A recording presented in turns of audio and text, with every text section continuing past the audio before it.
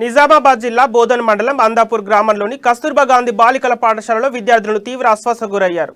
అనారోగ్యంతో బాధపడుతున్న 8 మంది విద్యార్థులను బోధన్ జిల్లా ఆసుపత్రికి తరలించి వైద్యం అందిస్తున్నారు.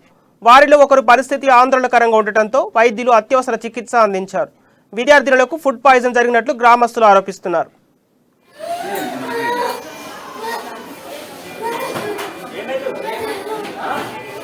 ఈరోజు బోధన్ మండలం అమదాపూర్ గ్రామంలో కస్తూర్బా కళాశాలలో హాస్టల్లో పిల్లలకు ఫుడ్ పాయిజన్ జరిగింది.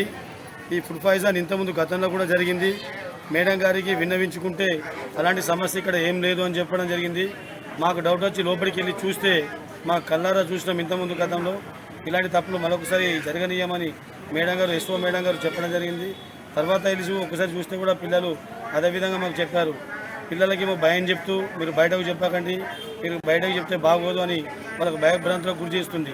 ఎస్ఓ మేడం గారికి బయట అధికారులు అండదండలు కూడా ఉండడం వల్లే ఎస్ఓ మేడం గారు ఇంత డీలాగా ఉంటున్నారు, పట్టించుకుంటలేరు.